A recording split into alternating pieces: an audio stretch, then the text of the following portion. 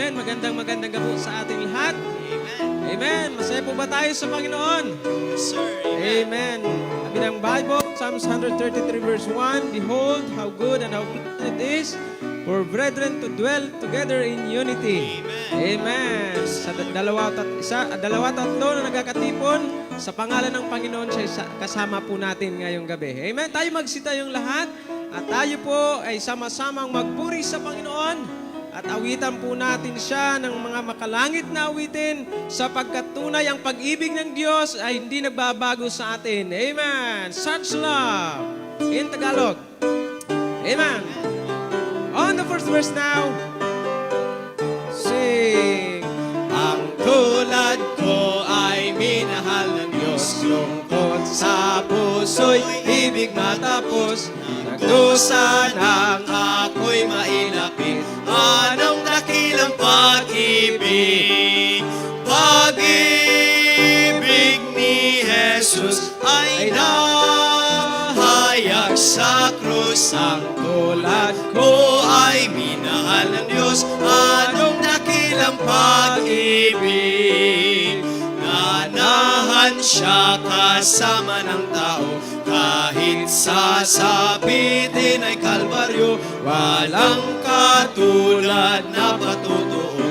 Pag-ibig ni Jesucristo, pag-ibig ni Jesus ay nahayag sa krus. Ang tulad ko ay minahal ng Diyos. Anong dakilang pag-ibig?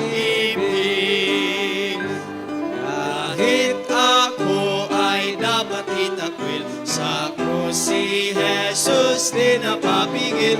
Katubusan para sa tulad ko, sa sala ay naalipin. Pag-ibig ni Jesus ay nahayag sa krus. Ang tulad ko ay minahal ng Diyos. Anong dakilang pag-ibig? Last verse now. Sa puso niya ngayon ako'y anak, at di alipin ng isang ama. Kung maligaw man ako ng landas, pagtanggap niya'y walang kupas. Pag-ibig ni Jesus ay nahayag sa krus. Ang tulad ko ay minahal ng Diyos. Anong dakilang pag-ibig? Amen. Amen. Saved by the blood. Are you saved? Say amen. Amen. Dapat lamang po tayong magpuri sa Panginoon sapagkat tayo po ay mga ligtas at tayo po ay mapalad bilang isang anak ng Diyos. Amen. First verse now. Saved by the blood of the crucified one, now ransom from sin and a new world begun. Sing praise to the Father and praise to the Son. Saved by the blood of the crucified one. Glory, I'm saved. Glory, I'm saved. My sins are all pardoned. My guilt is all gone. Glory, I'm saved. Glory, I'm saved. I'm saved by the blood of the crucified one. Saved by the blood of the crucified one. The angels rejoicing because it is not a child of the Father, and here with the Son. Saved by the blood of the crucified one. Glory, I'm saved. Glory, I'm saved. My sins are all pardoned. My guilt is all gone. Saved, saved. I'm saved by the blood of the crucified one. Amen.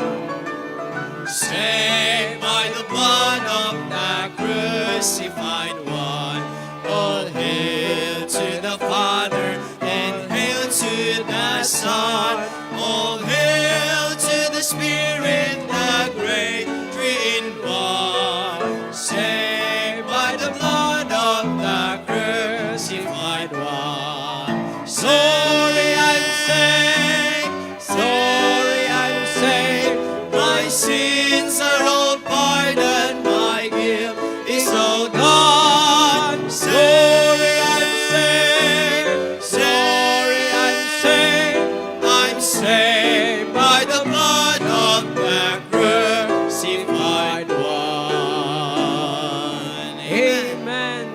sa mayroong isang nagsakripisyo at inako lahat ng ating mga kasalanan. Nung tayo manampalataya, tayo po ay pinawalang sala at ngayon po sa pag-ibig ng Diyos, tayo po ay nakatitiyak na tayo mga ligtas dahil sa Kanyang ginawa sa krus ng Kalbaryo. Love lifted me. Amen. I was sinking deep in sin, Far from the peaceful shore. Amen. Sing on. Very deeply stained within, sinking to rise no more. But the master of the sea heard my despairing cry. From the waters lifted me, now safe up high. Lord lifted me, Lord lifted me. Come on. When nothing else could help, love lifted me. Love lifted me.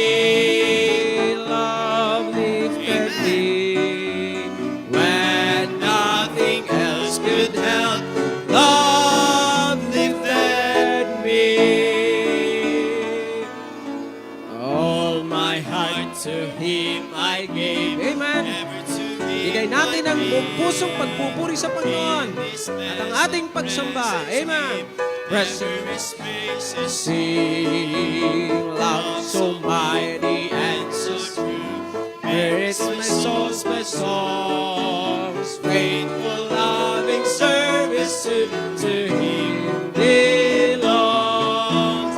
Love lifted me, love lifted me. When nothing else could help, love lifted me, love lifted me, love lifted me. When nothing else could help, love lifted me. Amen. Souls in danger look above, Jesus Amen. completely saved. Wonderful. He will lift you by His love out of the angry way. Amen. He's the master of the sea, below His will obey. He, your Savior, wants to be saved today. Christ lifted me, Christ lifted me. When nothing else could help, Christ lifted me, Christ lifted me, Christ lifted me. When nothing else could help, Christ lifted me. Amen. The last song, Blessed Assurance. Do you have assurance in heaven? Amen. Yes, sir. What a blessing. Amen. First verse. Blessed assurance, Jesus is mine. Oh, what a foretaste of glory divine. Heir of salvation, purchase of blood, born of His Spirit, washed in His blood. Come on. This is my story, this is my song, praising my Savior all the day long. This is my story, this is my song, praising my Savior all the day long. Perfect submission, perfect delight, visions of rapture, numbers at my side, angels descending, bring from above, echoes of mercy, whispers of love. Amen. This is my story, this is my song, praising my Savior all the day long. This is my story, this is my song, praising my Savior all the day long. verse now.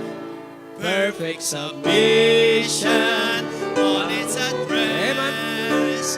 I in my Savior, I'm happy and Amen. Are you happy? rest. Watching and waiting, looking above. May you wait for the coming of Jesus Filled with His Christ. goodness, lost in His love. This is my story, this is my song, praising my Savior all the day long. This is my story, this is my song, praising my Savior all the day long. Last verse now. Amen, amen. Tayo po'y dumako sa panalangin. Tawagin po natin Pastor Dakutanan para sa ating opening prayer.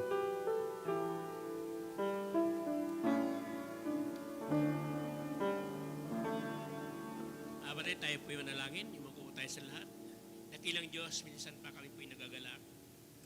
Sa gabing ito, Panginoon, kami po ay hinayaan mo makapagpuri sa iyo. Yes, Lord. Salamat o Diyos sa pag-iingat mo sa bawat isa. Saan dakilang Diyos, kami po'y inhatid mo dito ng ligtas. Salamat po, Panginoon, dahil sa mga nakarang araw, iningatan mo ang bawat isa sa amin. Inalayo mo kami sa anumang mga karamdaman at masasamang mga pangyayari sa buhay. Salamat o Diyos dahil ang biyaya mo, ang iyong pag-ibig, kailanman hindi nagmamali o Panginoon. Kaya naman dakilang Diyos sa aming paglapit sa iyo sa gabing ito. Humihingi po kami ng tawad sa iyo sa lahat ng aming mga pagkakamali, pagkakasala na nagawa. Marahil sa aming mga pag-iisip, sa aming mga paningin, sa aming mata, Panginoon. Patawarin mo kami o Diyos, lalo na sa aming mga gawa. At sa gabing ito, dakilang Diyos, hugasan mo kami ng iyong banal na dugo upang maging kaaya-aya, maging busilak kami sa iyong paningin, aming Diyos na banal, Panginoon. Amen. At sa gabing ito, dakilang Diyos, ihanda mo naman, Panginoon, ang aming mga puso, ang aming isipan. Buksan mo ang aming panunawa, Panginoon, sa pamamagitan ng gabay ng Santong Espiritu, upang ang mga salitang mahayag sa gabing ito, dakilang Diyos, ay aming pong lubos na maunawaan, aming lubos na maintindihan, Panginoon, sa abot po ng aming karunungan, Panginoon. In Jesus' mighty name, Amen. Amen, amen. Manatiling nakatayo at tayo po ay dadako sa pagbabasa ng salita ng Diyos. Amen. So, Okay po, atin pong basahin ang Book of Numbers, chapter 16, verse 31 to 50. Basahin po natin ito ng salitan at sabay-sabay po tayo sa verse 50. Verse 31, At nangyari na pagkatapos na masalita niya ang lahat ng salitang ito, na ang lupa na nasa ilalim nila ay bumuka. at ibinuka ng lupa ang kanyang bibig at nilamon sila at ang kanilang mga sambahay-gabayan at ang lahat ng lalaki na nauukol kay Kore at lahat ng kanilang pag-aari. Na anupat sila at lahat na nauukol sa kanila ay nababang buhay sa Siyol, at sila'y pinagtikuman ng lupa, at sila'y nalipol sa gitna ng kapisanan. At ang buong Israel na nasa palibot nila ay tumakas sa hiyaw nila, sapagkat kanilang sinabi, baka pati tayo'y lamunin ng lupa. At apoy ang lumabas na mula sa Panginoon, at nilamon ang 250 lalaki na naghandog ng kamangyan. At sinalita ng Panginoon kay Moises na sinasabi, Salitain mo kay Eleazar na anak ni Aaron na saserdote, na kanyang kunin ang mga suuban na sa sunog, at magkalat ng apoy doon, sapagkat mga banal yaon. pati ng mga sauban ng mga makasalanang ito laban sa kanilang sariling buhay, at gawin mo sa kanilang mga laminang punupok na pinakapangtakip sa dambana, sapagkat kanilang inihandog sa harap ng Panginoon, kaya't mga banal at magiging isang tanda ng mga anak ni Israel. At kinuha ni Eleazar na saserdote ang mga tansong suoban na inihandog ng mga nasunog, at kanilang pinukpok na ginawang pinakapangtakip sa dambana. upang maging pinakaalaala sa mga anak ni Israel, upang sino mang ibang tao na hindi sa mga anak ni Aaron ay huwag lumapit ng magsunog ng kamangyan sa harap ng Panginoon, upang huwag magaya ni Kore at ang kanyang mga kasama, gaya ng sinalita ng Panginoon sa kanya sa pamamagitan ni Moises. Datapwat sa kinabukasan ay inupasala ng buong kapisanan ng mga anak ni Israel si Moises at si Aaron na sinasabi, inyong pinatay ang bayan ng Panginoon. At nangyari nang magpisan ang kapisanan laban kay Moises at laban kay Aaron, na sila'y tumingin sa dako ng tabernakulo ng kapisanan, at narito, tinakpan ang ulap at ang kaluwalhatian ng Panginoon ay lumitaw. At si Moises at si Aaron ay naparoon sa tapat ng tabernakulo ng kapisanan. At sinalita ng Panginoon kay Moises na sinasabi, Lumayo kayo sa gitna ng kapisanang ito, upang aking lipulin sila sa isang sandali, at sila'y nagpatira pa. at sinabi ni Moises kay Aaron, kunin mo ang iyong suuban at lagyan mo ng apoy mula sa dambana at patungan ng kamangyan at dalhin mong madali sa kapisanan at itubos mo sa kanila sapagkat may galit na lumabas sa harap ng Panginoon at salot ay nagpasimula na. At kinuha ni Aaron gaya ng sinilta ni Moises,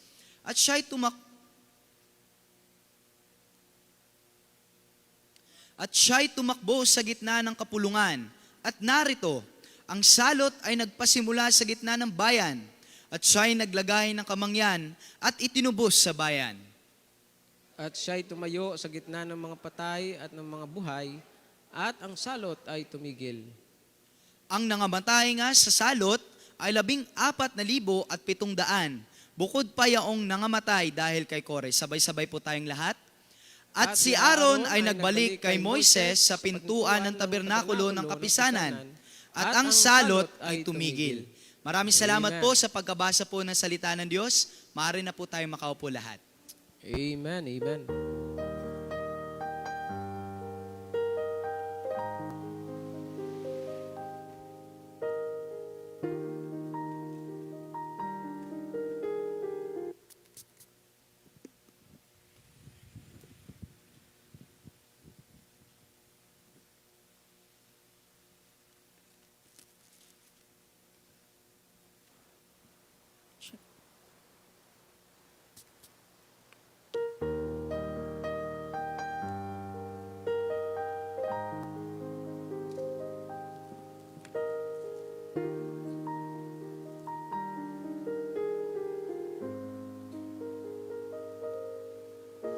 You have faced the mountains of desperation.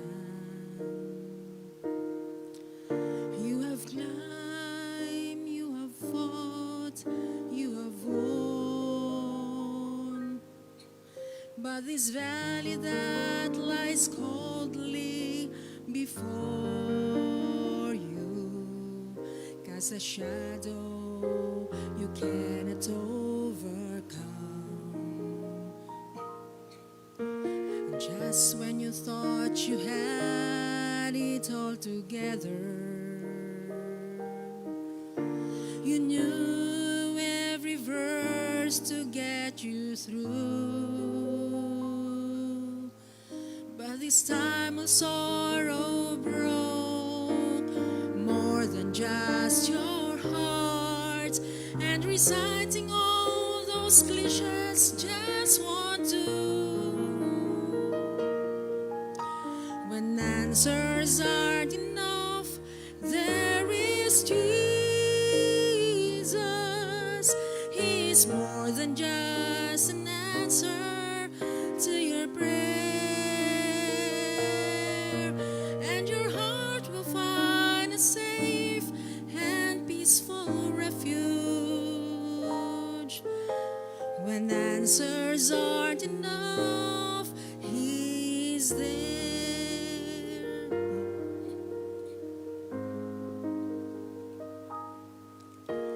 Instead of asking why did it happen,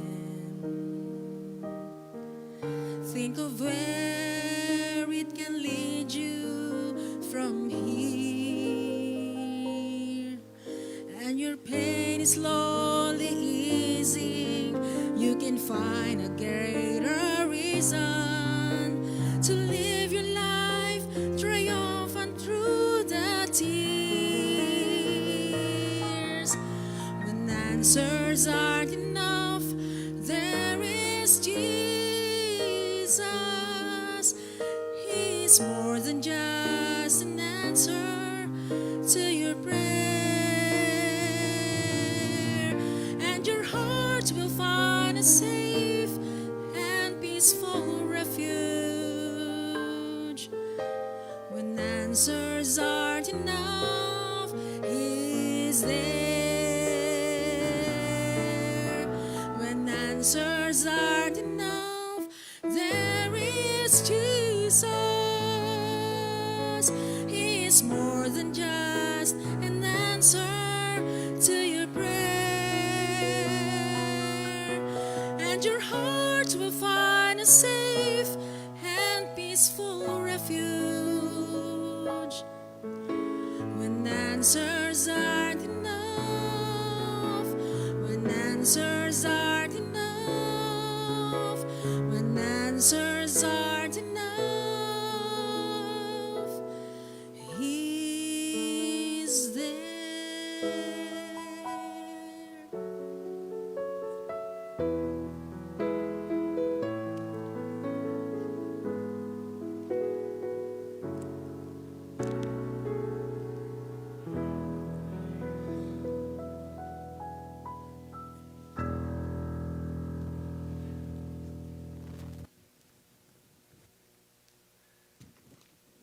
Napakaganda po ng mensahe ng awitin na ating napakinggan. Amen? So walang ibang sagot sa lahat ng ating pagsubok na nadadaanan sa buhay. Ano man yan, ang Panginoon po ang pinakamabisang kasagutan. Amen? At ngayong gabi po, tayo makakapakinig ng salita ng Diyos. Andito po ang tagapagdala ng mensahe. Walang iba, Pastor Errol Imberga. 2 Chronicles chapter 7, please. Amen. Familiar story sa marami, lalo sa mga nagbabasa ng Bible. Pero kapag hindi, ay hindi pa familiar ang story ito. Okay, 2 Corinthians chapter 7. From verse number 1, ito po ay panalangin po ni King Solomon. And the Lord gave him an answer in verse number 14. Okay. So, let us read together 2 Chronicles chapter 7, verse number 14, our main text. Okay, ito yung pagtugon ng Panginoon sa prayer. Okay, Solomon's prayer is about revival sa nation of Israel sapagkat sa pagkakataong ito, sila po ay nasa karamdaman as a nation. And it's because of disobedience, because of sin, ay sila ay nasa karamdaman, yung kanilang status at that time. They're in a sickness. Ano po? Okay, so verse number 14, ano po, habang kayo nakaupo, basahin natin ng sabay-sabay. Okay, read with me, go. If my people, which are called by my name, shall humble themselves and pray, and seek my face, and turn from their wicked ways, then will I hear from heaven, and will forgive their sin, and will heal their land. May the Lord bless the reading of His Word. Father, we thank you and we praise you for this verse that you've given us for the story in the life of Solomon sa kanya pong kahilingan ng kagalingan, Panginoon, at manumbalik ang kasiglahan at kalakasan ng inyo pong mga anak, the nation of Israel, para sa pagsunod at sa paglilingkod. O dakilang Diyos, gamitin mo ang talatang ito na aming gagamitin upang kami po ay iyong kausapin at sa mga sandaling aming gagamitin, Panginoon, tulungan mo kami at bigyan ng katalinuhan for us to be able to understand the message that you have prepared for us tonight. Just want to be a blessing, Panginoon, to your people that are here, even to those who are online, nasa live stream. Gamitin mo ang mensaheng ito, Panginoon, to teach us, to encourage us, to correct us, as well as to rebuke us. Marami po kaming kamalian, marami po kaming pagkukulang. Kaya minsan pa kami humingi po ng kapatawaran sa aming mga pagkukulang, pagkasala. Naalala po namin ang aming pong mahal na pastor.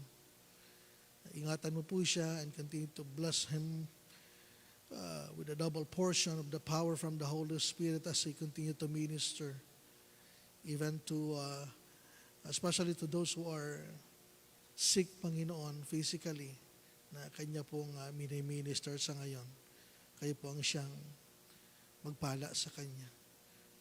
Naalala din po namin ang mga kapatid na maaaring di nakarating sa iba't ibang kadahilanan, aming po silang pinagtatagubilin sa inyo.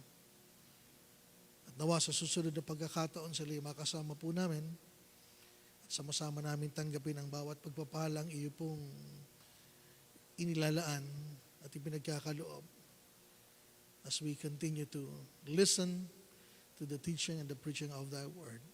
So I commit to you my life and myself, Panginoon. Just use me to be a blessing tonight. And I ask all those things in Christ's most precious name. Amen. Magandang gabi po sa inyong lahat. Okay. Kanina po ako ay natawagan ng ating pastor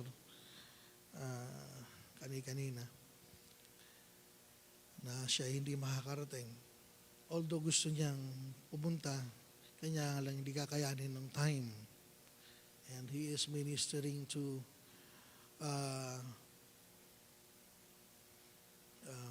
hindi ko alam kung kapatiran or kamag-anak ng kapatiran natin na nasa dying stage. Ano po? At sila ay nandun ngayon, I think sa hospital or kung saan man nandun. Hindi naman po ako nagtanong na kung saan nandoon yung pasyente. Ano ho? Okay, so ganun po man, it's always a privilege to stand behind this pulpit to preach and to be able to share the Word of God. Ano po?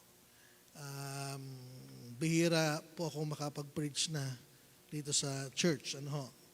At ako'y natutuwa sapagkat napakadami ng preacher natin. Okay? And just like what I always said to our pastor, hanggat meron, go.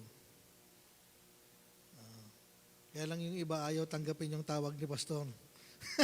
Pagka si pastor tumatawag, ayaw sagutin. Baka ano ito, i-assign na mag-preach. Okay? At minsan pag nagme-message, ayaw basahin. Baka maatasang mag-preach. Basta lagi ko lamang pong sinasabi sa ating pastor, just in case na wala. Kahit sa Bible school, lagi ko sinasabi sa ating pong pastor, yung matitirang subject at walang magtuturo, sige po, ibigay niyo na sa akin. Salamat sa Panginoon dahil may maraming mga teacher ngayon. At I think sobra pa nga yung teacher eh. I don't know. Okay, ako'y natutuwa sapagkat marami nang ginagamit ang Panginoon. Dito sa Christ Baptist Church. Sabi nga ng ating pastor, hindi mauubusan ng preacher. Sa dami ng preacher na ng Christ Baptist Church. Okay. But I always pray na lahat ng naatasang mag-preach ay may follow through. Kasi nakakalungkot lang, magpipreach ka ng faithfulness, wala ka nga ngayong gabi. Di ba? Isinigaw mo pa sa likodan ng pulpito ang patungkol sa pagtatapat sa Panginoon, patungkol sa pagpapatuloy sa paglilingkod sa Panginoon. E nung Sunday, wala ka. I always pray na sana ay may follow through. Okay? So first of all the preachers should preach and must preach to themselves first before they preach it to the people in front or even on live stream. Kaya nga hindi po madali ang mga ngaral sapagkat hindi dito natatapos ang mensahe. Hanggang sa pagbaba, susundan ka ng mensaheng yan. At the more you stand behind the pulpit, the more eyes na nakatingin sa iyo. Hindi lang dahil nakatayo ka rito, hanggang sa pagbaba mo, hanggang sa pag-uwi mo, hanggang sa timeline mo, susundan ka niyan dahil nagbitaw ka ng salita. At yung salita mo, sinalita mo, hindi lang sa harapan ng mga taong nakikinig, nakaupo, sa mga taong nakahiga dahil nagla-live stream maaari o nagluluto habang nasa live stream o nanonood ng TV habang nagla-live stream o kumakain habang nagla-live stream.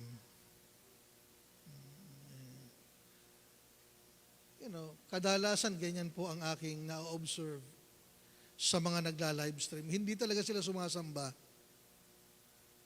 Ayaw lang nilang ma-miss yung kinaugalian na. We can call it Catholic Christians. Kinaugalian ng gawain. So para hindi niya ma-miss, kinakailangan ka-online para may check ng attendance. Pero ang totoo, hindi naman siya nag-worship.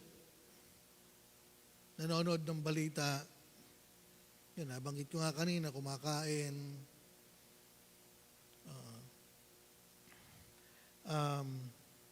Yung iba, naglalaro pa nga eh. Naka-online game. Palibasa, 2 cellphone. Yung isa, naka-live stream. Yung isa, naka-online game. Hindi niya maputol kasi online yun eh. Yung mga kalaban niya, tuloy-tuloy, matatalo siya. Kaya, I'm not just saying this sa mga naka-online, even to those who are here presently. Kahit yung mga naandito, not just here inside the auditorium, yung nandito sa loob ng facilities ng church. I'm not preaching yet. Okay. Yan ang mahirap sa usher. Sa nag-a-usher. Kasi umiikot ka, ang dami mong nakikita.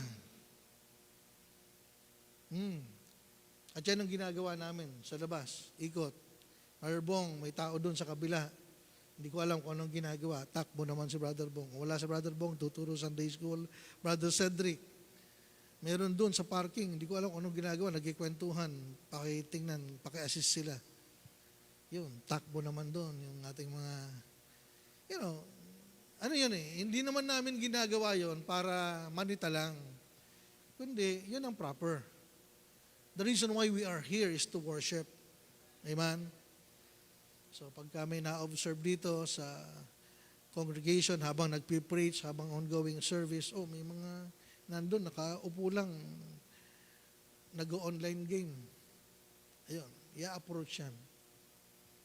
So, kasi ginagawa natin ito sa Panginoon and we want everything to be in order kasi yung mga ganoon, nakakahawa din po yun. Hindi lang sila, kundi minsan yung katabi na hindi man mahawa as in sumama sa kanilang ginagawa, kundi mainis dahil doon sa kanilang ginagawa. Na nakaka-apekto, kumbaga. Kaya kapag kayo po ay nilalapitan, pinapakausapan, ay hindi po para ma-offend kayo, hindi para saktan kayo or what. Inaayos lang po natin, mga kapatid, yung dapat nating ayusin. Ang ating Diyos na sinasamba at pinaglilingkuran ay Diyos ng kaayusan. So tayo na naglilingkod at sumasamba, sikapin din po natin na maging maayos. Hindi po madali, especially sa part ko, sa part namin doon, Dahil, like for example, meron tayong gawain dito. Meron din po ako minomonitor na gawain sa Hong Kong. Kaya kahit nagsiservice dito, nagsiservice I have to monitor it kasi later on magtuturo ako ng Sunday school. O kaya inaabahan ko yung situation, baka mamaya nagkaroon ng problema o emergency yung preacher, I have to preach. Kaya usually, pagka Sunday, yung ending na ng service, pagka meron naman kami mga guest na dumarating, usually may mga guest naman talaga kami pupunta. Wala halos buwan na wala kaming bisita sa Hong Kong. Okay? Ay minsan 2 pastor magkasunod o kaya 3, minsan grupo dumadating po sa amin. So of course, dahil nandun naman sila, ay sila na pinapakiusapan ko kung pwedeng mag-minister sila doon. So yun yung time na mula simula hanggang matapos, nakakasama niyo po ako rito. Pero kapag kasi yung iba, nadinig ko, hinahanap, kanina nakita ko si pastor tumutugtog, bakit nawala na? Kasi nga po, hindi lang po dito yung dinadaluhan ko. Maging sa Hong Kong, dinadaluhan ko rin po. At magkaiba po tayo ng time ng service. Simula namin doon ay 10 p.m. Okay. Dito ay kasagsagan ng katindihan ng preaching yon sa Christ Baptist Church. Kami nagsisimula pa lang doon. At lagi po ako nakamonitor sa kanila doon, mga kapatid, hanggat maaari. Yun na lang po yung pwede kong magawa habang ako'y malayo o wala sa kanilang presensya, ay yung i-monitor yung kanilang, yung ginagawa po nila mula sa umaga, sa soul winning, bawat area, kino-communicate ko yung area leader, ilan yung members na umattend. Because I'm expecting it that after the service ng umaga, yung mga hindi nakadalo sa aming evangelism, hindi nakahabol, they have and they are required. Okay? Ako nire-require ko talaga lahat ng mga manampalataya sa Christ Baptist Church Hong Kong dapat matutong mag-soul win at dapat involved sa soul winning. At kung hindi rin lang kayo mag-i-involve sa soul winning at ayaw nyo mag-involve sa soul winning, maraming mga churches na ayaw ng soul winning, doon na lang kayo para tuloy-tuloy ang ligaya nyo. Kasi every preaching, every teaching, masasagasaan kayo. Either mainis kayo, magalit kayo, or what? Or pati yung nagtuturo, magalit na sa inyo para peace tayo. Exit na lang kayo. Kasi, mahirap kasi mga kapatid sa situation, lalo na sa akin, wala ako doon. At ang men natin, dadalawa sa Hong Kong. Okay? At yung dalawang yon ay hindi pa consistent yun. Kasi may trabaho po yun.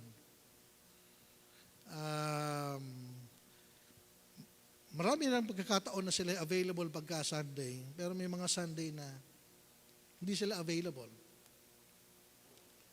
So I have to lead them. Okay? Habang ako'y nandito. So may mga pagkataon po na kapag naanyayahan ng sa ibang mga churches, ay lagi kong pinapakiusap ang una, yung host na pastor, regarding sa time. Dahil nga po, right after I preach, magpipreach din ako sa Hong Kong. Kaya sila nagkakainan, ako nagpipreach. Parang dito, habang nagkakainan dito, ako naman nagpipreach doon. So after ko mag-preach, saka palang kakain.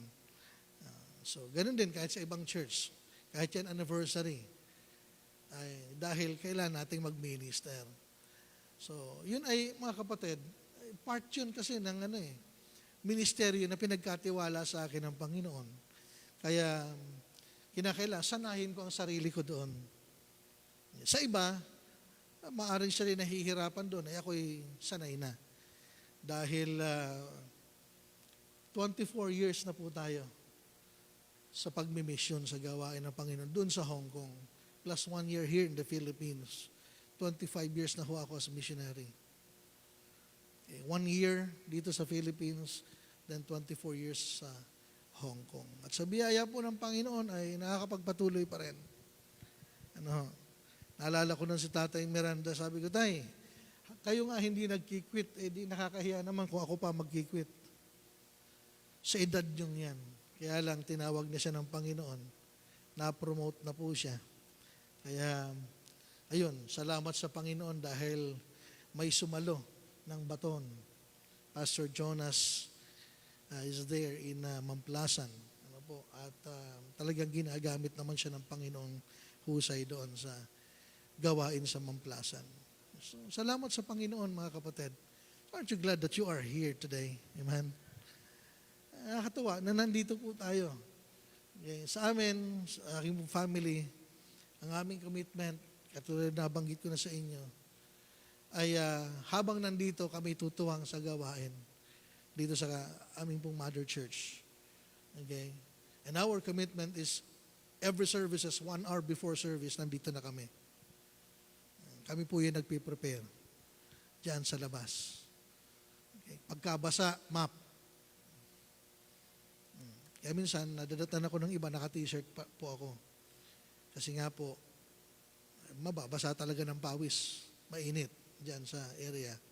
So, yun. Dahil yung basa, pagka hindi mo yan minap, hindi mo tinuyo, papasok dito sa loob ng auditorium. Delikado sa mga papasok, madulas. So, kaya yun, sinisikap natin gawin lahat. But anyway, that's ministry. Yan ay bahagi ng gawain at paglilingkod sa Panginoon na hindi dapat ihinto, kundi ipagpatuloy at pagbutihin pa.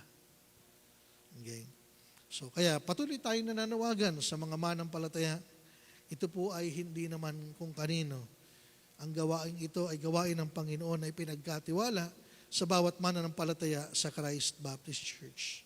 Dito po sa text na ating pong binasa, binanggit dito po, sabi dito, if my people, which are called by my name,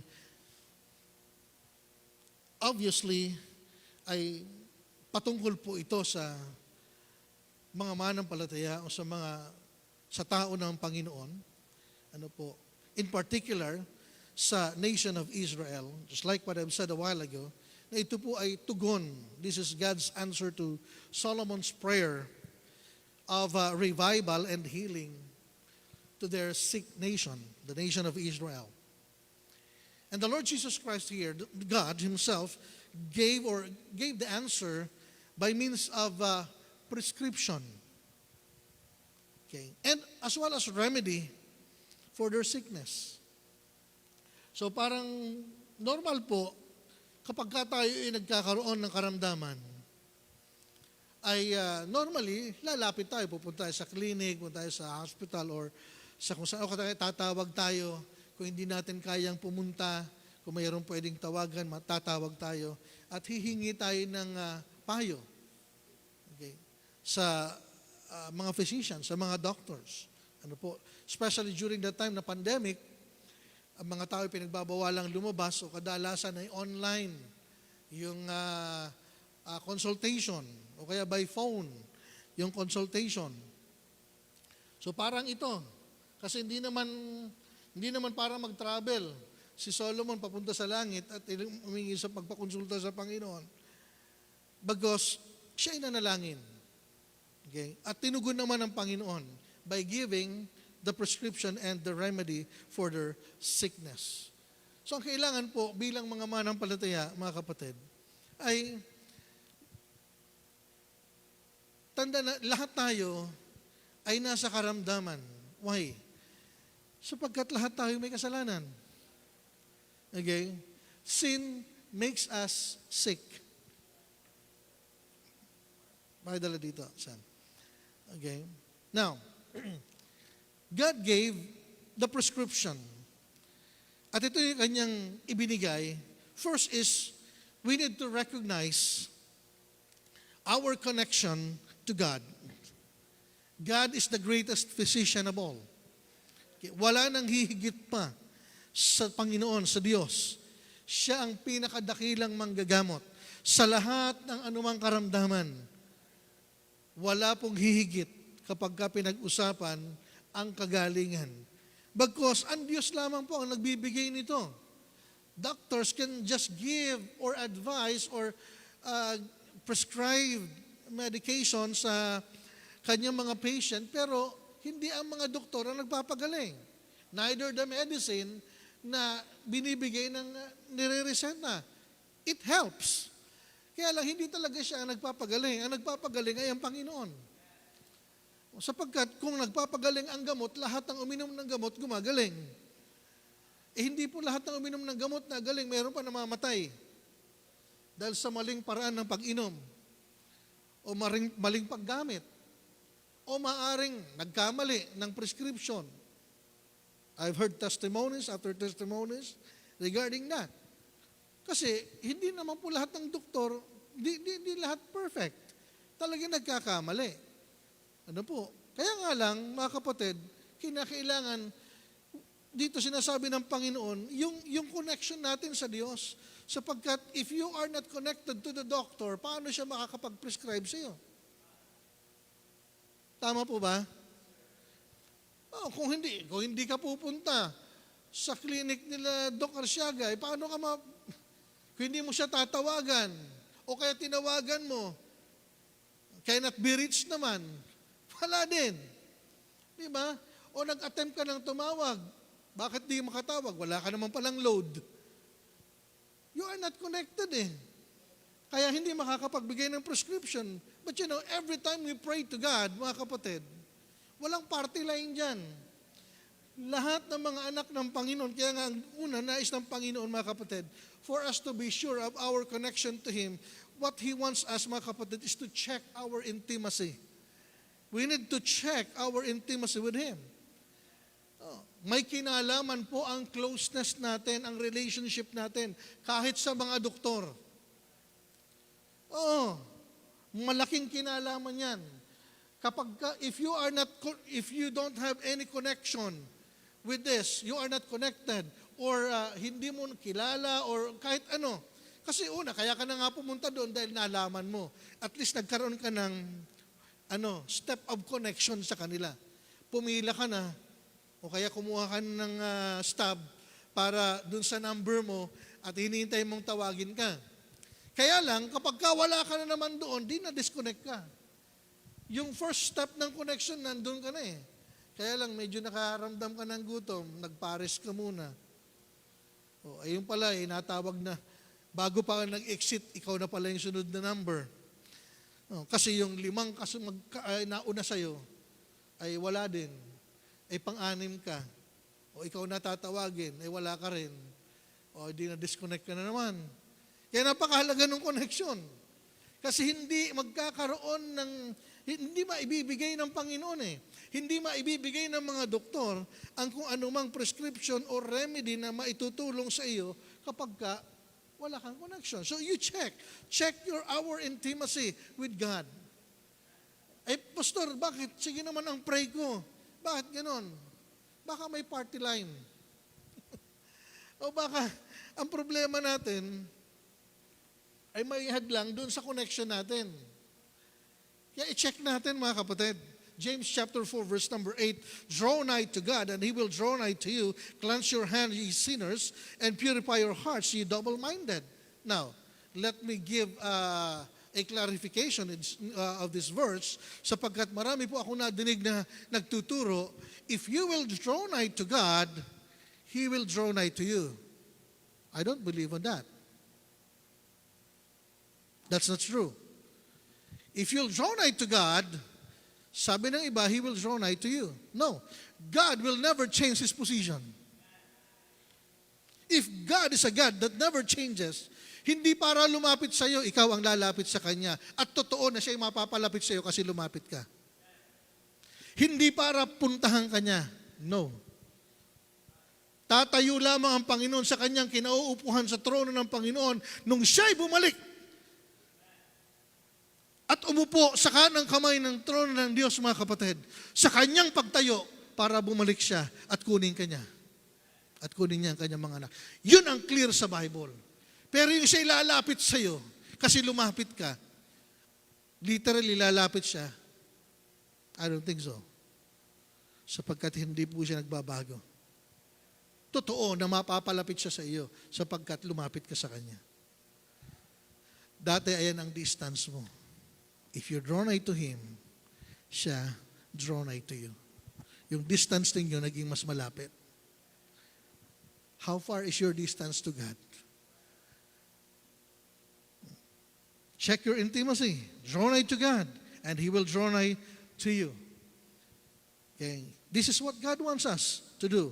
We need to check our intimacy with Him. How close you are to God. Okay. Kapag mga kapatid, bigyan ko kayo ng example.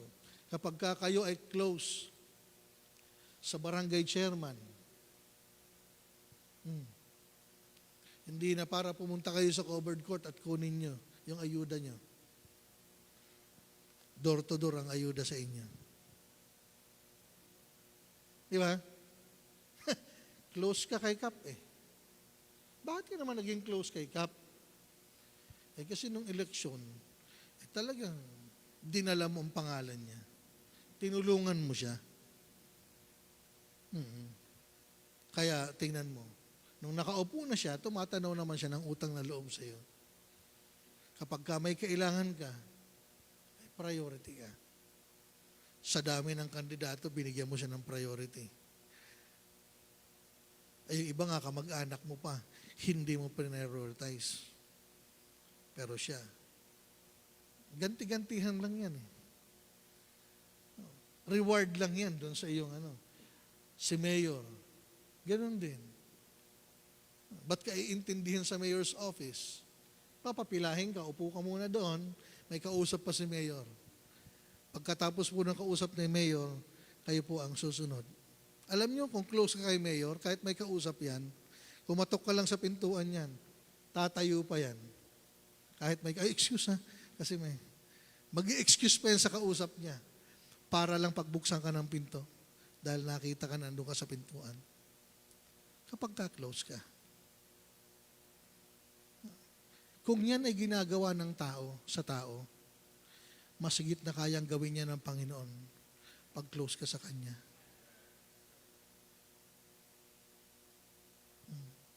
Check your intimacy with God. Second, God wants us to consider our identity. Obviously, in the verse says, if my people, which are called by my name, it speaks of your identity. You've been identified by God. Now, consider it as well. Kung in-identify ka na ng Panginoon that you are His people, you are His child, you are His son and daughter according to what the Bible says, mga kapatid, 2 Corinthians chapter 6, verse number 17 and 18. 2 Corinthians 6, 17 and 18. Wherefore come out from among them, be ye separate, saith the Lord, touch not the unclean thing, and I will receive you, and I will be a father unto you, and ye shall be my sons and daughters, saith the Lord Almighty. So, this is what the Bible says. Ina-identify, you are God's people, you are identified as His children.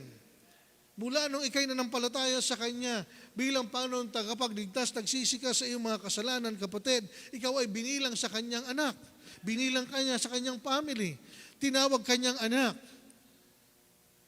That's your identity. Isipin mo, kaya nga mga kapatid, ang tawag sa'yo Christian, pangalan niya, ikinabit niya na mismo sa iyo. Identified with Christ. Kaya lang ang problema ng maraming mga manampalataya, we can just identify and see ourselves to be a Christian every services. But after the service, and every time that there is no service, mga kapatid, maraming mga manampalataya cannot identify themselves who they are. Pagdating niya sa labas, daig pa, talo pa ng mga unbeliever.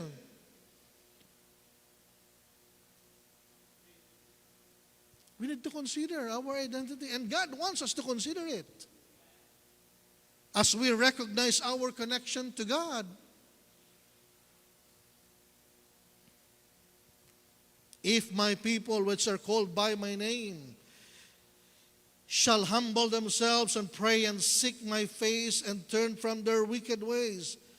2 Timothy chapter 2, Verse number 19, the Bible says, nevertheless, the foundation of God standeth sure, having this zeal, the Lord knoweth them that are His. The Lord knoweth them that are His. And let everyone that nameth the name of Christ depart from iniquity. So maaring may gap, maaring may hadlang, maaring may partition kung bakit hindi ka makalapit. May problema connection. At ang kadalasan na nagiging sanhi ng problemang yan, kasalanan. Same as what David says, if I regard iniquity in mine heart, the Lord will not hear me. Now, the next one is after this prescription was given by God, here we need to recognize your connection to God. Okay? You need to be connected to the prescription, to the medicine that has been prescribed to you. Pag hindi mo kinonect yan sa katawan mo, at nananatili yan nakadetach, nakadisconnect, kahit mabisang gamot yan na inireseta sa iyo, hindi yan magte-take effect sa katawan mo. Dapat mag-connect yan. Amen? Dapat mag-connect yan. Okay? Then secondly, respond to the challenge of God. Just like, the doctors, may mga challenges na binibigay sa mga nagpapatingin sa kanila, nagpapacheck, nagko-consult, nagpapakonsulta. Okay? Sasabihin sa iyo, kasi isa sa laging tandaan natin, ang mga challenges sa atin pagka tayo mga pasyente ay yung mga yung procedure. Like for example, sasabihin sa iyo, iinumin mo to ng every 8 hours, 3 times a day. Okay? So, hamon yan sa iyo. Kinakailangan ayusin mo yung timetable mo, yung schedule mo.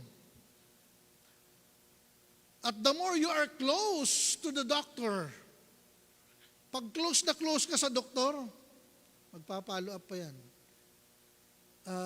Nainom mo na ba yan? Diba? Magpapaalala pa yan. At ganyan, usually ginagawa yan. Hindi ka lang kinakausap dahil nakaupo ka bago pa pagtayo mo at lalabas ka na sa pinto. Minsan may pahabol pa yan. Sir, wag niyo pong kalimutan yung Diba? But if you're just a mere patient, kumbaga, walk-in ka lang na hindi ka talaga yung regular na nandoon na, of course, gagawin nila yung best na magagawa nila sapagkat yun naman talaga. Pero yung mga extrang ganun, hindi na masyadong nangyayari yun. Kasi yung responsibility na as doctor, nagawa na naman nila. Pero mayroong extra mile kapag ka-close ka sa kanila. Yun eh. Mga kapatid, do you want to experience that extra mile from God? Check your intimacy. Consider your identity. Respond to the challenge of God. Sasabihin ng mga doktor, Ma'am, bawal muna po sa iyo ang ganito. Naku, hamon yan. Kasi yung bawal na yun, yun ang madalas na nakahain. Ay di ba na-challenge yun? Alam niyo mga kapatid, ang Diyos may mga challenges din. We need to respond to the challenge. Okay? Anong sabi? Anong challenge ng Panginoon? Shall humble themselves. Shall humble themselves. God instructs us to be humble. James chapter 4, verse number 6. And in verse number 10, the Bible says, But he giveth more grace, wherefore he saith, God resisted the proud and giveth grace unto the humble.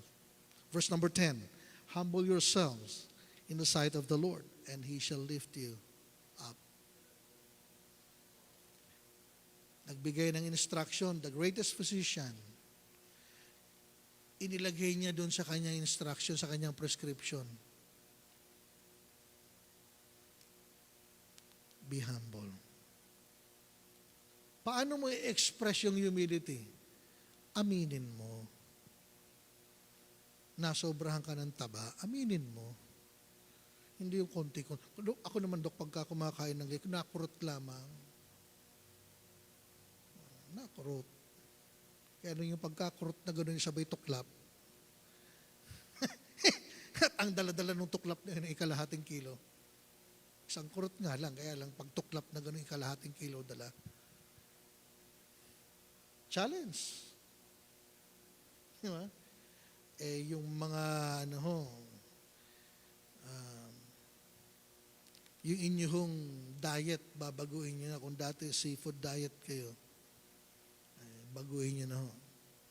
Hindi yung tuwing nakakakita kayo ng pagkain, kakain. Yun kasi yung seafood diet, di ba? When I see food, I eat. So, baguhin nyo na ho yung diet nyo. Kahit naandyan na yan sa harapan ninyo, pagkabusog naman ho na kayo, ay, itikom nyo na bibig.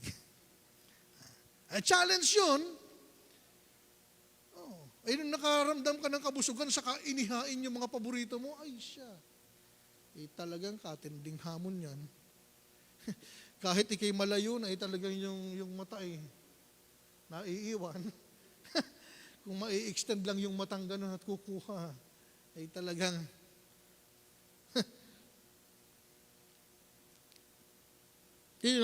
pangalawa, not just God instructs us to be humble.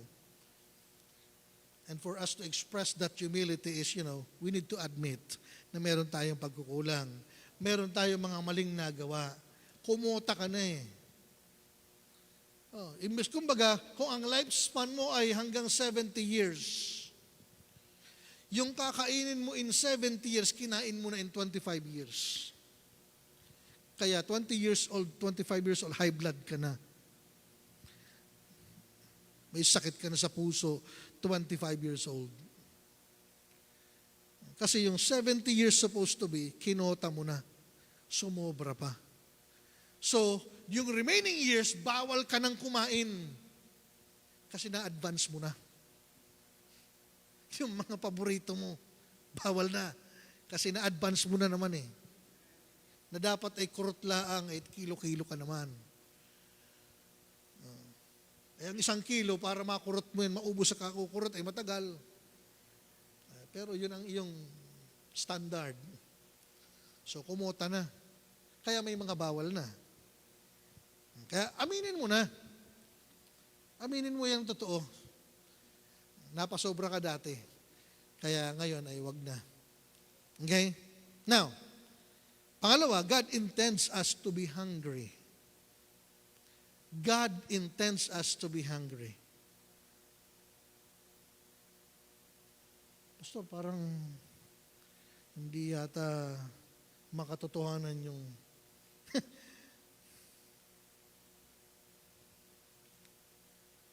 tingnan nyo. Psalm 42, verse 1 and 2. Psalm 42, verse 1 and 2. As the heart, sabi ng awitin, as the deer, panteth after the water brooks, so panteth my soul after thee. O God, my soul thirsteth for God, for the living God. When shall I come and appear before God? Okay? Ganun din po ang ginagawa ng Panginoon sa atin. Kaya tingnan mo, pinapayagan ng Diyos na makaramdam ka ng gutom para alam mo na dapat ka nang kumain. Ang Diyos din ang nagbigay sa atin ng pakiramdam. Tama? Question. When was the last time that you thanked God dahil nagutom ka? O you just thank God dahil may pagkain ka? While the Bible says, 1 Thessalonians chapter 5, verse number 18, in everything give thanks, for this is the will of God in Christ Jesus concerning you. When was the last time that you remember nagkasakit ka at nagpasalamat ka, Lord, salamat dahil nagkasakit ako?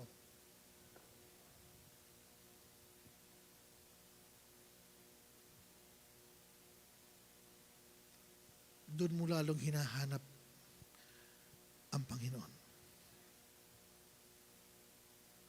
God wants us to respond to the challenge. Not just to recognize our connection to Him, but to respond to the challenge. Anong gagawin mo? Kaya nga sinabi niya, shall humble themselves and pray and seek my face and turn from their wicked ways. He instructs us to be humble. He intends us to be hungry. And He insists us to be holy. Turn from their wicked ways. Hebrews chapter 12, verse number 14. Hebrews 12:14, the Bible says, follow peace with all men and holiness, without which no man shall see the Lord. Without holiness, no man shall see the Lord. 1 Peter chapter 1, verse 16, because it is written, be ye holy, for I am holy. God insists us to be holy. He is not requesting for you and for me to be holy. He even commanded it for each and every one of us. Sapagkat doon ka lang talagang makakalapit to a holy God. If you are unholy, hindi ka makakalapit sa Kanya. Kahit i-attempt mo, kahit sikapin mo, kahit gustuhin mo, hanggat may karumihan, hanggat may kasalanan, hindi makakalapit sa trono, sa banal na trono ng Diyos.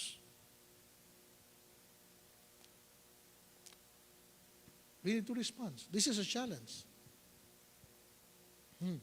Kaya makapapansin niyo mga kapatid, ang sabi dito, sa verse na binasa natin, if my people which are called by my name shall humble themselves and pray and seek my face and turn from their wicked ways, then will I hear and will forgive and will heal their land.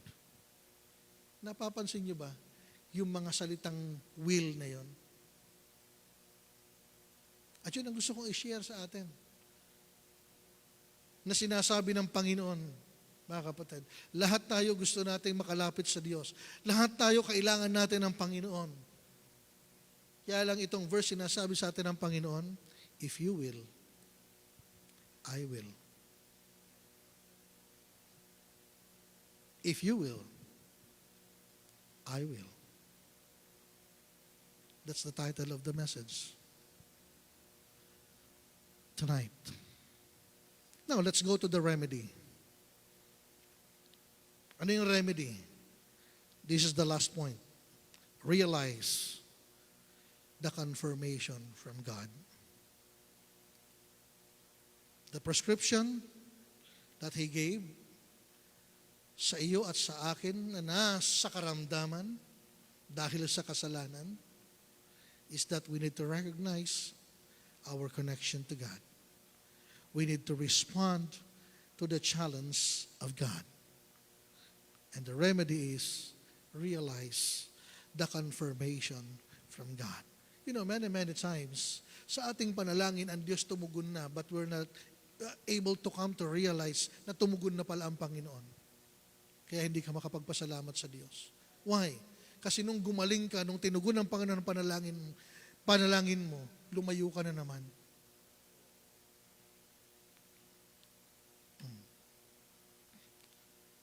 Kaya hindi mo na na-realize yung confirmation ng tugon ng Panginoon. Kaya nga ang sabi ng Panginoon, then will I hear from heaven and will forgive their sin and will heal their land. God will hear us gladly. That's His confirmation. He will hear us gladly and He is more than willing to listen to each and every one of us, mga kapatid. If you will just first check your intimacy with Him, if you will first consider your identity, are you really part of His family? Ang lakas ng loob mong lumapit sa Kanya, hindi ka naman niya kaano-ano. O maaaring nagkiklaim ka lang and self-proclaim na anak ka ng Diyos, pero totoo naman ay hindi. Why? Sapagkat di nagtitake effect yung Word of God sa iyo. While the Bible clearly says, if any man be in Christ, he is a new creature. All things are passed away, behold, all things are become new.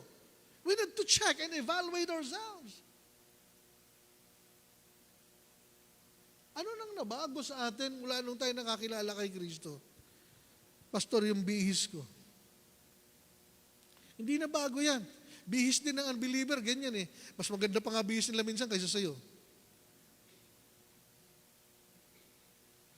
Ano na bago? Well, the Bible says, be ye separate. And until now, you are with them. You are not even identify yourself to be separated with this kind of people. Sinasabi ng salita ng Panginoon na sila ng mga nasa karumihan, labas sa kalooban ng Panginoon, hindi ka dapat sumasama. Kaya nga laging dinidiin sa atin mga kapatid, ipinapangaral ng ating pastor, mas matibay dapat ang ating relationship, ang ating pong samahan bilang manampalataya kay Kristo. Kaysa anumang samahan ng mundo, na kahit nagsasabing pare-parehas kayo manampalataya, pero kung ang mga kasama mong nagsasabing manampalataya ay lumalakad sa karumihan, hindi para ikaw ay sumama sa kanila. Kasi pastor, hinihiwalay ko yung relationship ng sa pagiging barkada. Mga kapatid, may limitasyon. Dapat lumitaw yung identity. Don't be identified with this so-called believers and yet walking in unrighteousness.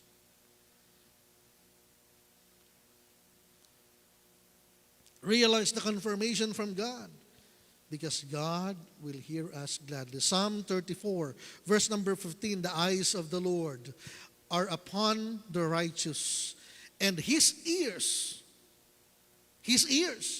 are open unto their cry. Wow. What a promise. Amen. Bukas ang mata ng Panginoon, maging kanyang tenga ay bukas. Kanino? Upon the righteous. Psalm 66 verse number 18. If I regard iniquity in mine heart, the Lord will not hear me. Kaya pala pray ka ng pray. Ang dami mo ng copy, pray. Ang tumutugon lamang sa panalangin mo ay butigi. Kahit nga butigi ayaw maniwala sa iyo.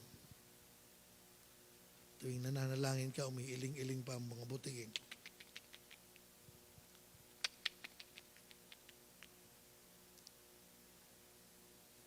Magtaka na nga. Kapag ka nagpipray ka at nagaganyan ng mga butigi, naku, baka ayaw maniwala sa iyo.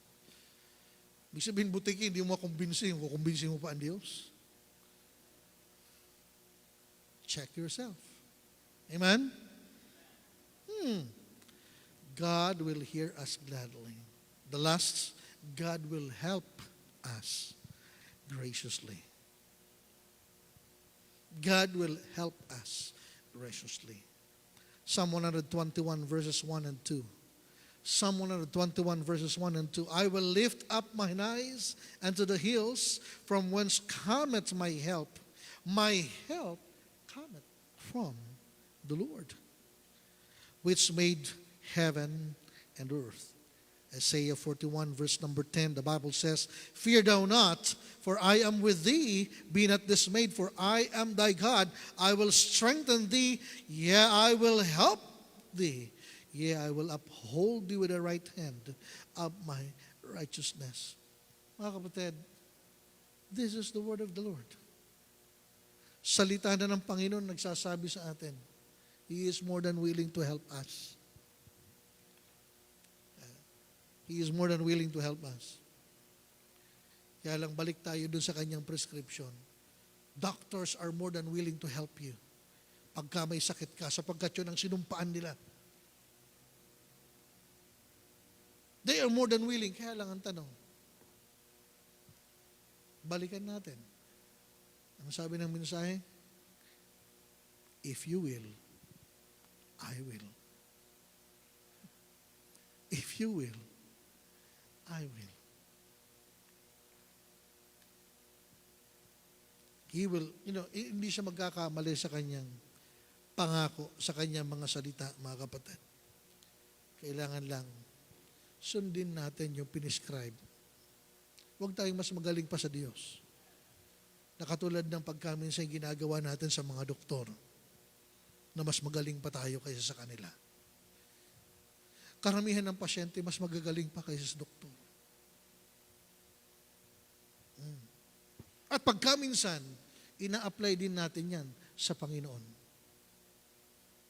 Mas magaling pa tayo kaysa sa Panginoon.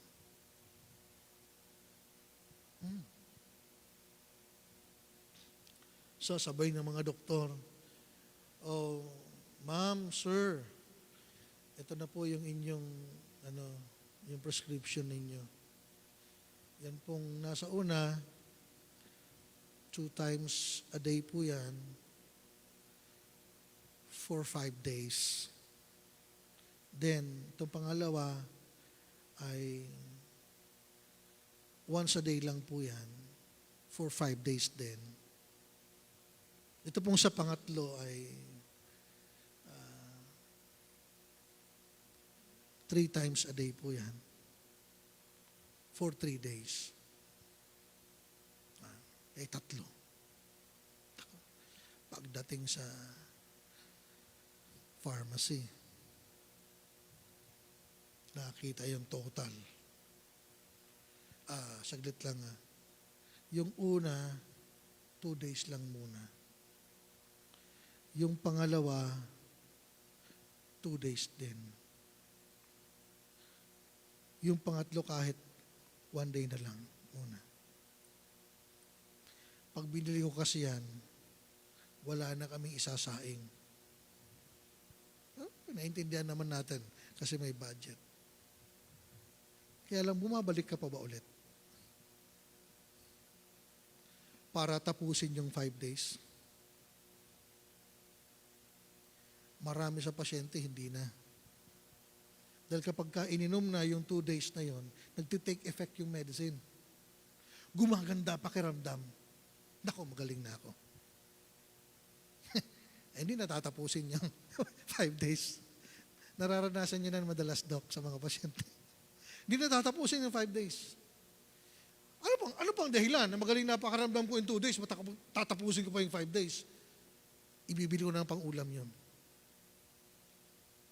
At ang matinda, bibilin mong ulam, yung nakalagay doon na bawal, sinabi na siyang bawal mong kainin. Kasi magaling ka na. Maganda na pakiramdam mo, tingnan mo. Di ba magagaling pa sa doktor? Alam mo mga kapatid, in application spiritually, ganyan din tayo sa Panginoon.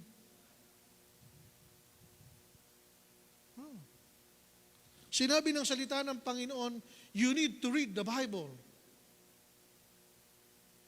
Yan ang babasa. Updated pa sa timeline mo kaysa sa Word of God. Tapos pag nagkakaroon ng problema buhay mo, panay ang lapit mo sa Panginoon. Iniluluhod mo pa at iniiyak mo. Magpiprescribe na naman through the preaching. Then yung prescription na ibinigay siya, di mo naman gagawin. Ay di ba magaling pa tayo sa Diyos?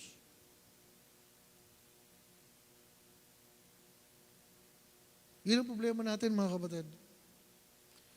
As you can see in this verse number 14, this is a wonderful promise from God. But sabi nga natin sa mensahe, if you will, I will. If you will. If my people shall humble, turn from their wicked ways, pray. Nagpakumbaba ka ba? Nanalangin ka ba? Tinalikuran mo ba ang kasalanan mo? O hanggang ngayon, yung pa rin ang ginagawa mo?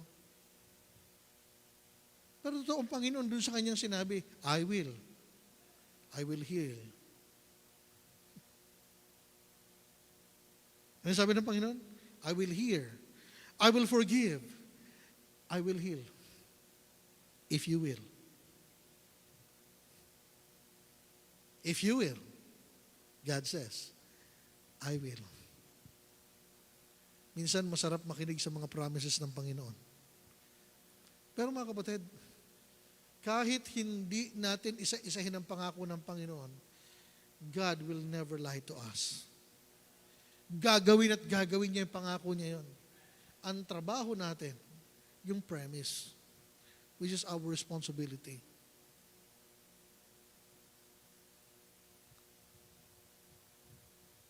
If the people, the children of God, the believers will pray and seek God's face and turn from their sin, sabi ng Panginoon, He will forgive, He will heal, He will hear from heaven. God's promise, mga kapatid, He has promised if we would come to Him and confess our sin. And He is faithful according to 1 John chapter 1 verse 9. He's not just faithful to forgive us our sins, but to cleanse us from all unrighteousness.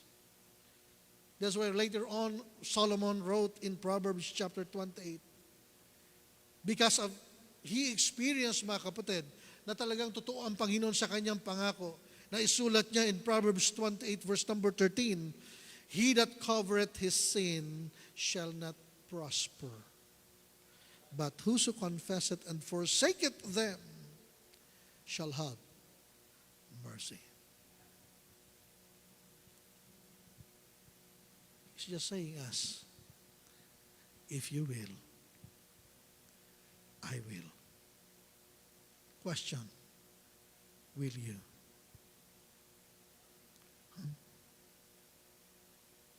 Gagawin ba natin? Susundin ba natin yung prescription? O mananatili tayong maggagaling-galingan sa Panginoon? Kung hindi mahalaga sa Panginoon ang worship, di niya naman sasabihin na mag-worship ka eh. Kung hindi mahalaga sa Panginoon at beneficial sa mga manampalataya ang prayer, hindi niya sasabihin na mag-pray ka. Kung hindi beneficial at mahalaga para sa iyo ang salita ng Panginoon, hindi niya i-require, hindi niya i-command na magbasa ka, na mag-aral ka, na makinig ka. Kung hindi rin lang ito beneficial para sa ito at para sa akin, hindi niya sasabihin yon. Hindi niya sasabihin, mga kapatid, na mag-serve ka sa Panginoon. Kung hindi beneficial yun para sa iyo, lahat ng yun sinabi ng Panginoon, pakinabang yan para sa buhay mo at buhay ko. Kaya nga, will you? Because if you will, He will. And that's His promise. I will. Dakilang Diyos, salamat sa iyong mga salita. Salamat sa mensahe. Salamat sa paalala, sa pagtuturo, pagsaway, pagtutuwid. Tulungan mo nga po kaming matutong umamin sa aming mga pagkakamali, sa aming mga pagkukulang, sa aming mga kalikuan, sa aming mga karumihan, sa aming mga kakulangan. Turuan mo po kaming magpakumbaba. Sapagkat ikaw, O Diyos, ay tapat sa iyong pangako. Just like the message tonight. If we will,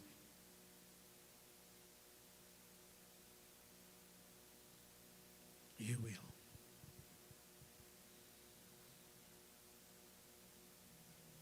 Hindi ko po alam kung ano po ang kalalagayan ng iyong mga anak sa gabing ito.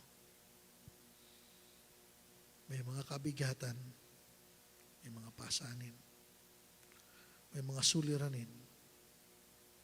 But you are true to your promise. You will. You will hear, you will forgive, and you will heal if we'll humble ourselves. See? We will pray. We will seek your face. And tonight, Lord, matagpuan mo pong gayon ang aming puso, ang aming isipan, ang aming sarili. Kami lumalapit na nagpapakumbaba. Kami lumalapit na nananalangin at inaamin namin ang aming pagkakamali.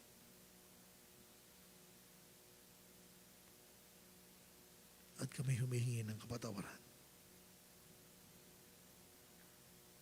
Kausapin niyo po kami, Panginoon. Habang nakapigit ang bawat isa, mga kapatid. The altar is open for us to come. Habang nakayuko, nakapigit ang bawat isa. God is true to His promises that He will. Will you come to Him? Ano man ang sitwasyon natin, pwede nating ilapit sa Kanya. With all humility, if you will humble yourselves, if you will come to pray, if you will seek His face and turn from the wicked ways. Ano mang kalikuan at karumihan, pwede nating ilapit sa Panginoon. Ano man ang pangangailangan, pwede nating ilapit sa Panginoon. Sapagkat siya nangangako that He will hear from heaven, He will forgive, and He will heal. He is more than willing to bless you, more than willing to listen to you, more than willing to help you. Kailangan lamang ay lumapit ka sa Kanya. Ano po ba ang pasanin natin ngayon? Why not come? Sige po. Ilapit natin sa Panginoon bago tayo manalangin. Come on. Pwede po kayong tumayo sa iyong kinauupuan at kausapin niyo ang Panginoon. Totoo siya sa kanyang pangako. Kaya lang ang tanong, ikaw ba'y totoo sa Kanya? Totoo nga ba na nagpapakumbaba ka? Totoo nga ba na inaamin mo ang kamalian mo? Totoo nga ba na lumalapit ka sa Kanya? Totoo nga ba na nakikita ang pangalan ng Panginoon sa iyo? Hindi lang dahil nasa simbahan ka. Lalo tigit kapag ka nasa labas ka.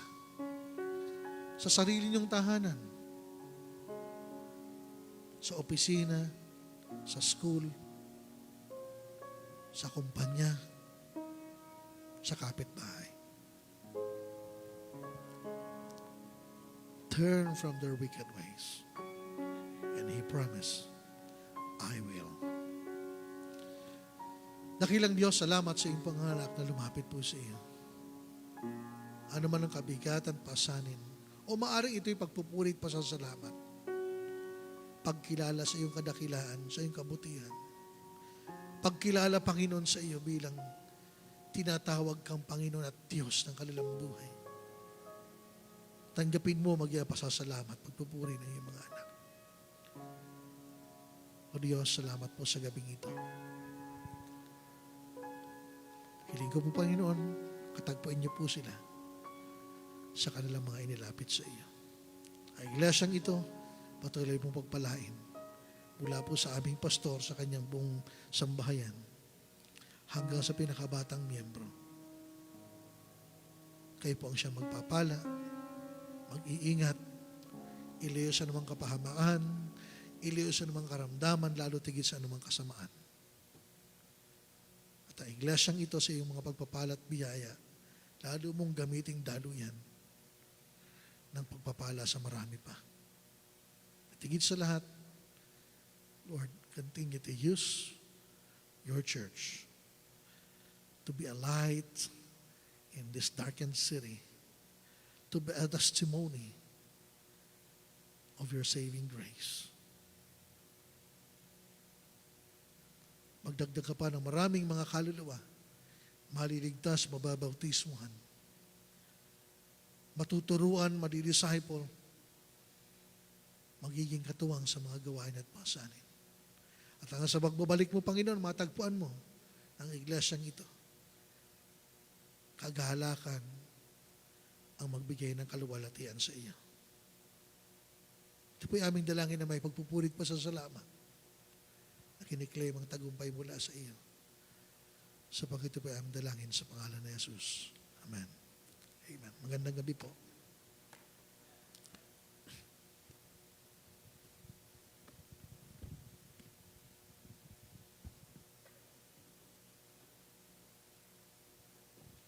All the people say, Amen. Maraming salamat po, Pastor Errol Emberga, sa napaka-encouraging message sa gabing ito. Are you blessed? Amen. Salamat po sa paalala ng salita ng Diyos. Yan po ay malaking biyaya sa atin na tayo napapaalalahanan. No? Yan po ay para sa lahat. At tunay nga po na ang Diyos ay dumidinig sa mga taong nagpapakumbaba sa Kanya. Amen? So alam niyo po, kapag tayo nananalangin, wala pong sino mang pwedeng magmalaki sa atin sa Panginoon sa ating nagawa. Kaya nga po, salamat sa Panginoon sapagkat ang salita niya ay laging nagpapaalala at laging sapat para po tayo busugin sa ating mga spiritual na kailangan sa ating pananampalataya sa Panginoon. Amen? Kaya ito'y maging kalakasan lalo natin na po, sabi nga, if you pray, you have power. Amen? Power na nagmumula sa Panginoon. Kaya ngayong gabi po, meron po tayong announcement. Huwag po tayo mag-operatory prayer. Okay? We are in need of, okay, meron po tayong bayarin sa ating Meralco. No? 111,900 for our electricity bill. Okay, so ito po ay due on Friday. So, kung mayroon po tayong pwedeng maging bahagi, lahat po tayo mga kapatid, as a church, tayo po'y magtuwang-tuwang. Amen? So, narinig niyo po ang pangangailangan. Wag lang po natin samahan ng panalangin. No? Samahan din po natin ng talagang pagkakaloob na bukal sa ating puso dahil ang gawain ng Panginoon, ito po'y hindi gawain ng ilang tao, gawain po ito lahat ng mga anak ng Diyos dito sa loob ng iglesia. Amen? Kaya be a part of this need sa ating simbahan. So, I hope, kontakin niyo po si Sir Eli. Kilala niyo na po ba si Sir Eli? Amen? So, si Sir Eli po ay pwede niyo pong lapitan. Approach niyo lang po ang kanyang contact number. Pwede niyo po siyang i-text at i-chat. So, kung para saan po yung ipadadala niyo tuwang sa ating electricity bill, mangyari po na makipag-cooperate po tayo. Amen? Tayo magsitayong lahat at tayo po dumako sa ating operatory prayer. Bago po yan, tayo po may umawit sa Panginoon. Awitin po natin yung give thanks. Amen? Pasalamatan po natin ang Panginoon sapagkat napakabuti niya sa ating buhay. Sa kabila ng marami tayong pagkukulang sa Panginoon, siya ay hindi nakakalimot sa atin. Amen? Let's sing this song. First stanza now. Give thanks with a grateful heart. Give thanks to the Holy One. Give thanks because He's given Jesus Christ, His Son. Give thanks with a grateful heart. Give thanks to the Holy One. Give thanks because His Jesus Christ, His Son. And now let the weak say, I am strong.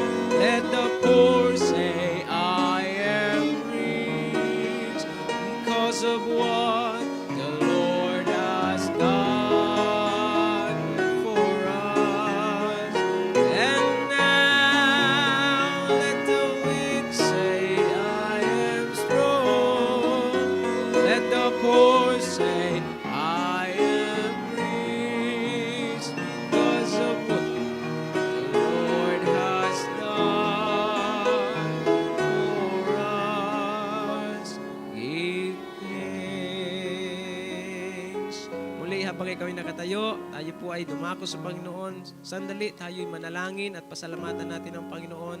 At lalo na po itong ating bayarin. Minsan pa ilapit natin sa Panginoon at ang mga kapatid nating may karamdaman na wala ngayon dito, nawa ay sa susunod natin pagkatipon sila ay ating makasama.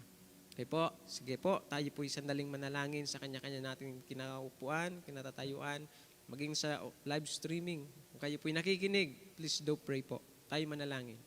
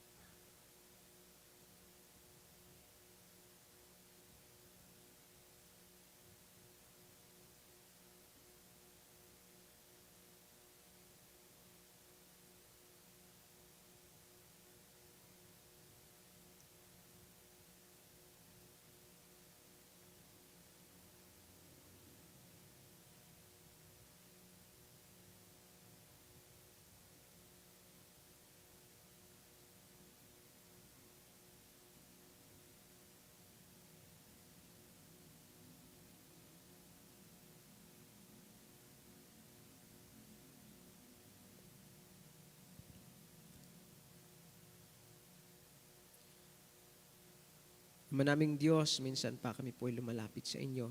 Papasalamat, Panginoon, sa mensahe na aming napakinggan.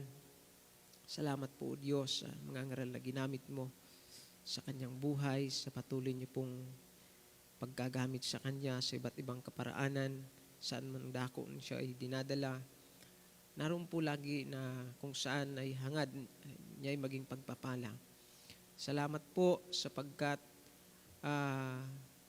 hindi lamang sa salita, maging sa mga gawa ay nakikita po namin ang kanyang eagerness sa paglilingkod po sa inyo. Tunay nga po ng aming napakinggan ngayong gabi na iyong ipinahayag sa pamamagitan ng inyong lingkod. Ito po, Panginoon, ay maging paalala sa aming lahat na kung saan bilang inyong mga anak, bilang isang iglesia, kami lahat, Panginoon, ay gumanap ng iyong panawagan sa amin sa paglilingkod sa iba't ibang kaparaanan, saan man kami naroon, sa aming trabaho, sa aming pag-aaral, ganyan naman po sa araw-araw naming pamumuhay sa kanya-kanya naming tahanan. Panginoon, makitaan niyo po kami, Panginoon, na kami lumalakad ng ayon sa iyong kalooban. Kung nakalimot kami, patawarin niyo po kami at muli, patuloy niyo po kaming paalalahanan. Salamat po, Panginoon, sapagkat kayo hindi nakakalimot sa amin. Salamat, Panginoon, sa katugunan, sa lahat ng aming mga pangangailangan, sa araw-araw, maging sa aming bayarin na ito na hinaharap ngayon sa electricity bill, Panginoon, na 111,900, Panginoon. Ito po ay hindi pasanin ng ilan, kundi pasanin po ng buong iglesia. Nawa, Panginoon, bawat isa sa amin, kami ay maging kabahagi po at mapunan ayon sa inyo pong kalooban. Mangyari, Panginoon, na ang bawat isa sa amin ay pagpapalain mo po ang bawat hanap buhay at ang kabuhayan. Patuloy na kayo ang magkaloob, Panginoon. At habang kami iyong pinagpapala, maging masagana din naman kami sa aming pagkakaloob sa inyo sapagkat ang aming pagtatapat ay bunga po ng iyong katapatan din naman sa amin. Pagpapalain niyo po ang kaloob naming titipunin. Ito po ay maging karagdagang tugon sa pangangailangan po ng aming simbahan At lalo po, Panginoon, matugunan ang mga pangailangan, maging ang mga misyon. Patuloy po naming dalangin ang pagpapahala mo, Panginoon, sa mga magagawa po na nagsuko ng buhay para po ang gawain mo po, Panginoon, ang pangangaral ng Ebanghelyo ay patuloy na maipangaral sa iba't ibang lugar sa loob at sa labas ng aming bansa, Panginoon. Pagpalain niyo po aming pastor at ang kanyang pamilya. Tuloy sila iingatan mo, maging bawat isa sa amin. Sa pangalan ni Jesus, itong hiling at dalangin namin. Amen, amen. Amen po.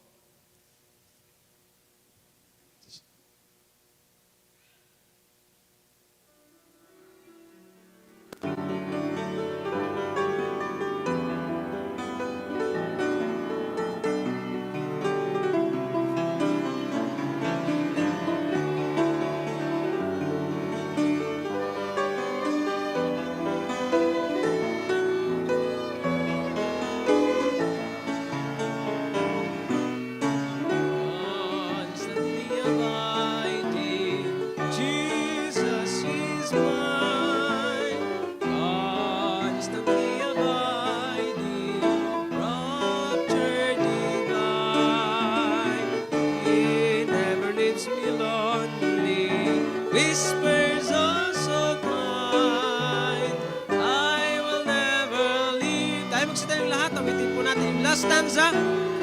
Amen. This treasure I have in a temple of clay, while here on His footstool I roam. But He's coming to take me some glorious day over there to my heavenly home. Come on. Constantly abiding, Jesus is mine. Constantly abiding, rapture divine. He never leaves me lonely, whispers oh so kind. I will never leave thee, Jesus is mine. Amen. Tayo po ay magwakas sa panalangin. Tawagan po natin Brother Monching sa ating closing prayer. Please pray po.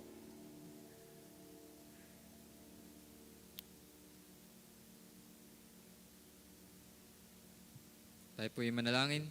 Madagilan Diyos, salamat po sa gabi ito na kayo po ay niyakap mo na yung mga salita. Yes, Lord. At salamat po sa iyong kabutihan sa amin. Amen. Kami po ay isang malaking pagkukulang sa inyong harapan. Kaya kami po ay lumalapit sa inyo. Kabagan po kami. Pag nagpapakumbaba po kami pagkat kami po ay minsan madalas kami po ay mapagmataas sa aming sarili.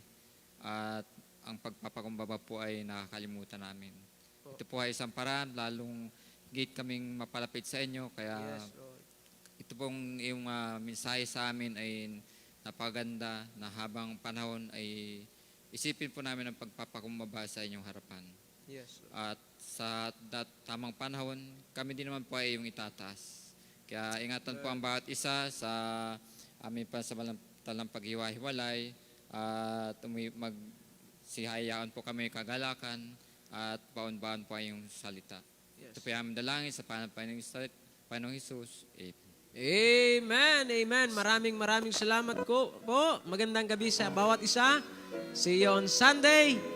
At sa unang awitan, tayo po ay nawa nandito na lahat para magpuri sa Panginoon. Amen. God bless po. Ingat po tayo lagi.